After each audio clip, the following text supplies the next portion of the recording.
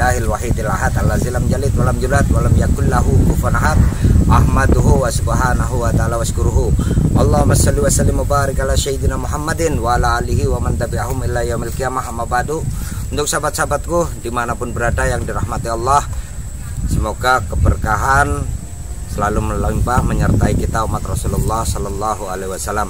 Untuk sahabat-sahabatku sekalian, sekarang di belakang saya adalah petilasan dari masyarakat sini menyebut beliau adalah Ki Ageng Tarup atau Kidang Telangkis. Ya, ini ada petilasan beliau yaitu di Desa Tarup. Nanti kita coba bersilaturahmi ke makbarah beliau, barangkali ada petunjuk-petunjuk tentang tapak-tapak beliau sampai di Tegal sini. Monggo silakan.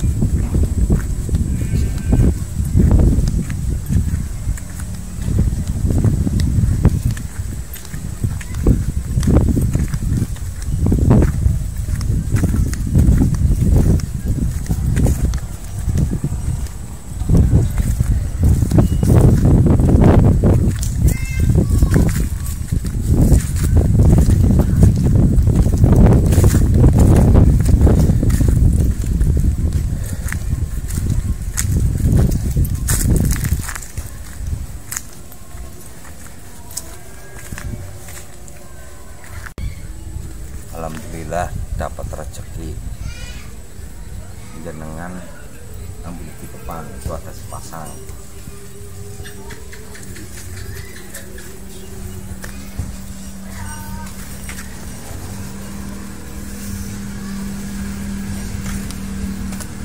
Bismillahirrahmanirrahim.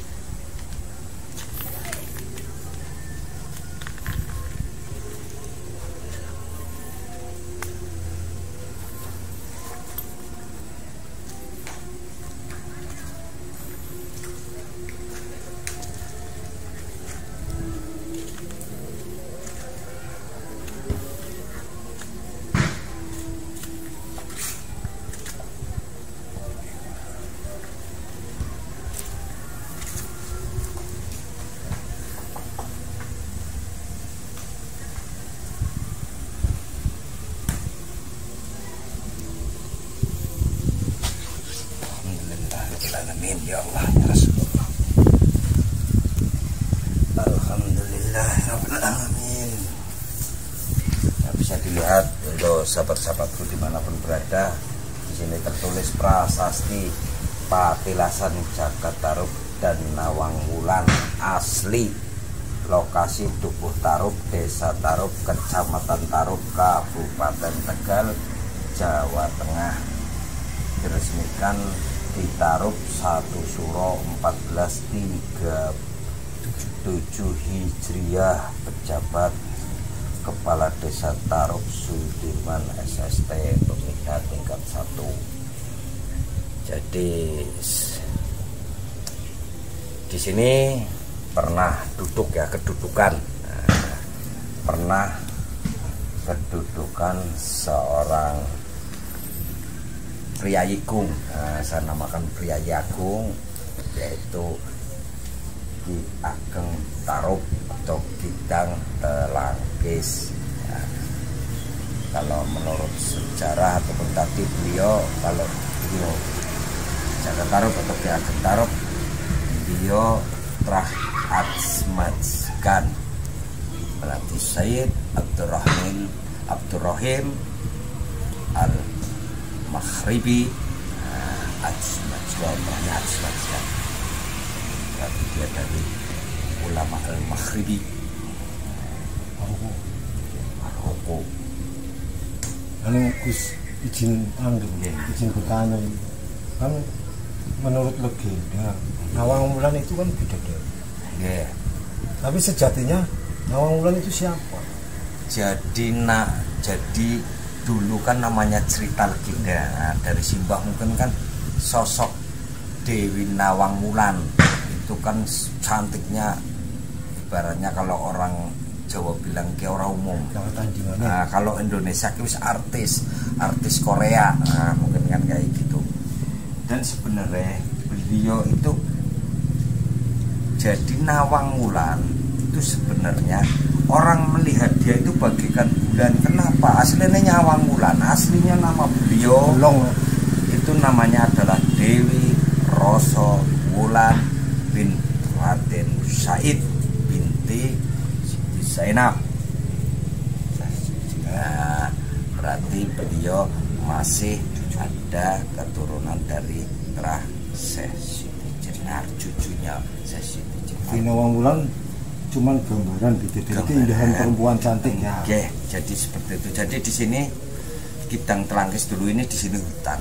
Di sini pun beliau itu di sini mencari burung perkutut sampai ke sini. Makanya di sini pun mungkin bisa masyarakat sini mungkin terkenal perkutut Ki Ageng Tarub yang bersangkar emas. Mungkin emas itu kan mungkin hanya sebuah lambang. Kalau saya itu mengenal sangkar itu ibarat lambang bahwa di sini ada seorang Priyayi Agung keturunan Trah Brawijaya. Nah, ibaratnya yang nanti akan menelurkan para kesatria di Jawa atau di Nusantara termasuk Ki Ageng Rang. Tapi sebelum Jakarta ke sini sudah ada kewalian yang ke sini termasuk Sunan Bonang apa? Di sini sebenarnya di sini pernah, berarti di sini itu pernah diadakan kumpulnya di sini. Nah, Setu, makanya di sini kan perbatasan antara Setu dan Lepeteng Tarub, Karangmangu. Karena di Karangmangu itu ada petilasannya Lokajaya atau Kanjeng Sunan Kalijaga. Nah, ciri khas Sunan Bonang itu adalah pohon kecacil, berarti beliau duduknya di sana. Ya, Sunan Giri Nangasemu. Ya, pokoknya sing kuat-kuat kayak anak wit kepo, udah nama tel. Misalnya kayak gue, udah ada lambang setiap orang. Makanya saya, kalau orang Jawa dulu itu makanya keris itu kan piandel, setiap orang punya piandel masing-masing. Keris itu kan setiap orang punya arti masing-masing. Kalau di orang misalnya nggak suka keris, ya setiap orang punya pendapat dan keyakinan masing-masing. Jadi tidak boleh saling ikut mencampuri karena itu suatu keyakinan. Sama Kanjeng Sunan Bonang ciri khasnya adalah tongkatnya dari pohon kecacil. Dimanapun beliau mesti menancapkan pohon kecacil.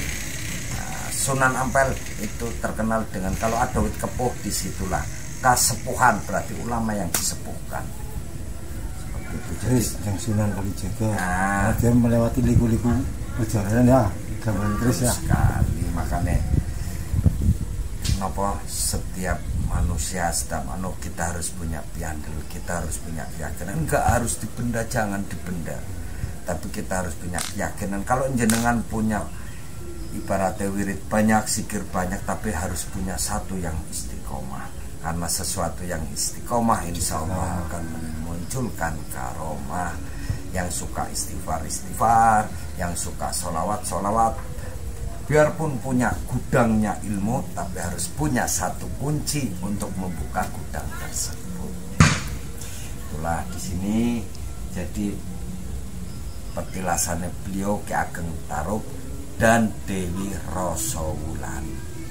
Nawang Wulan itu berarti orang kalau menyawang beliau itu bagaikan bulan. Kenapa dinamani Nawang Wulan?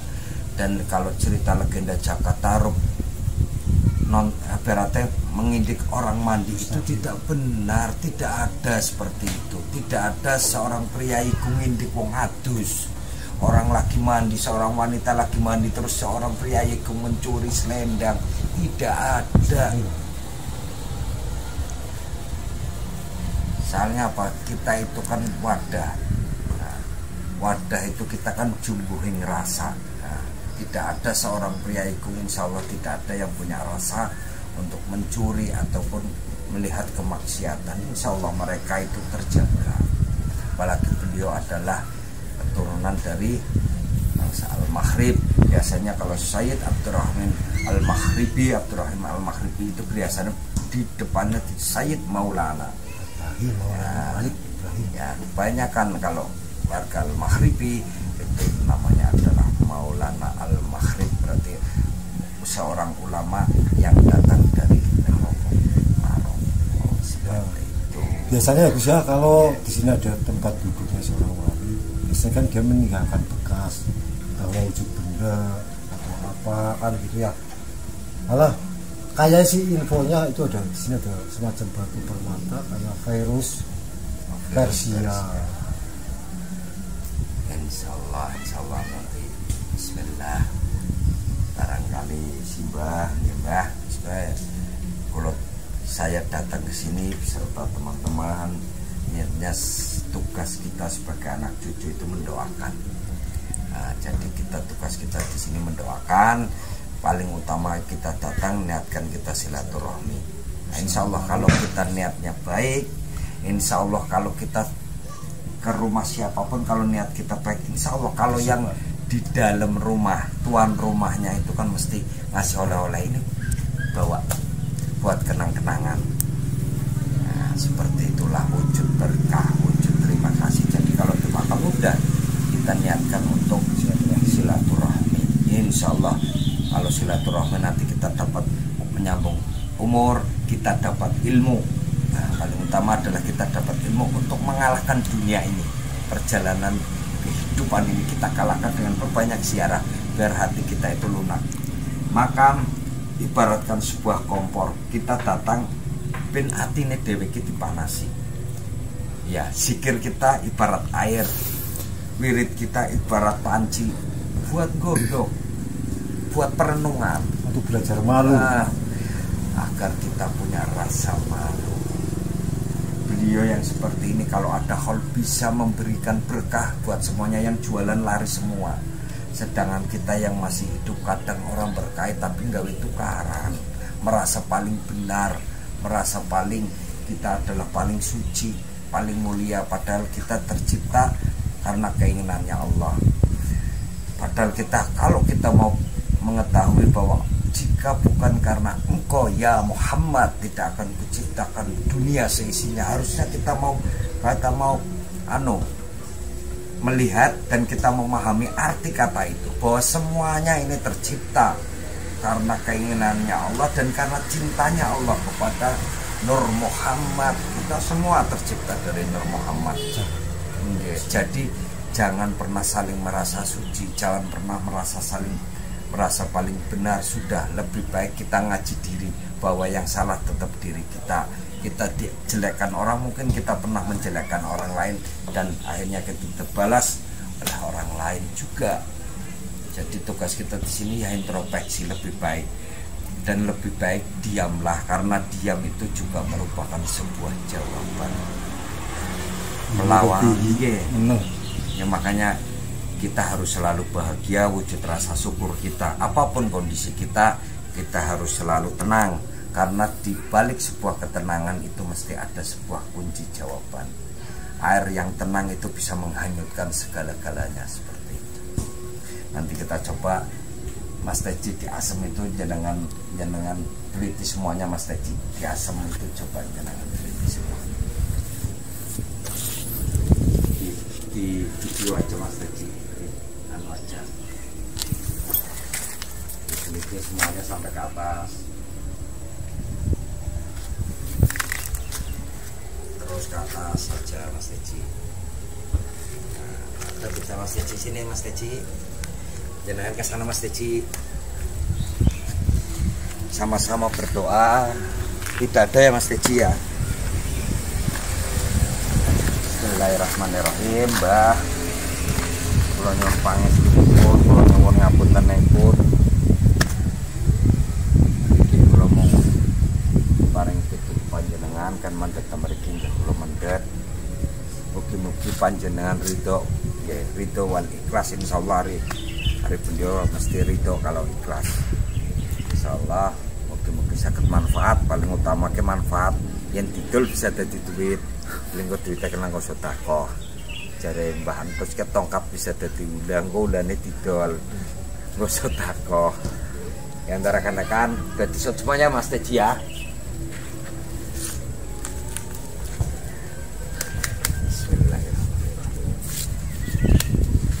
A'udzubillahi minasyaitonirrajim. Bismillahirrahmanirrahim.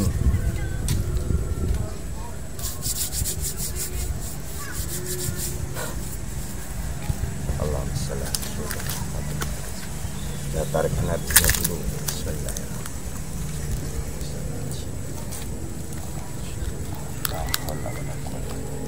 La haula wala quwwata illa billah. La haula wala quwwata illa billah.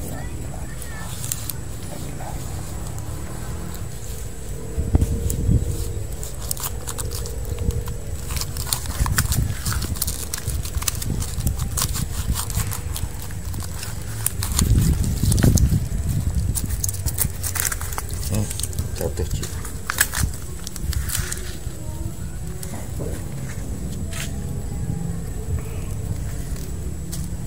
Kelihatan Mas Teji versi nggih. Nggih. Alhamdulillah.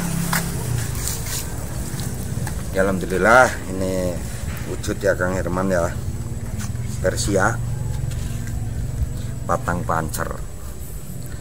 Ya, untuk sahabat-sahabatku, jangan dilihat dari apa yang kita dapat bendanya. Yang penting kita tujuan ke sini, kita silaturahmi, kita bertiga itu niatkan silaturahmi, datang silaturahmi, pulang membawa berkah, yaitu pelajaran apa yang sudah kita dapat tadi. Terima kasih sahabatku semua, terus semangat menebar kebaikan, jangan lupa bahagia. Billahi taufiq wal hidayah. Wassalamualaikum warahmatullahi wabarakatuh.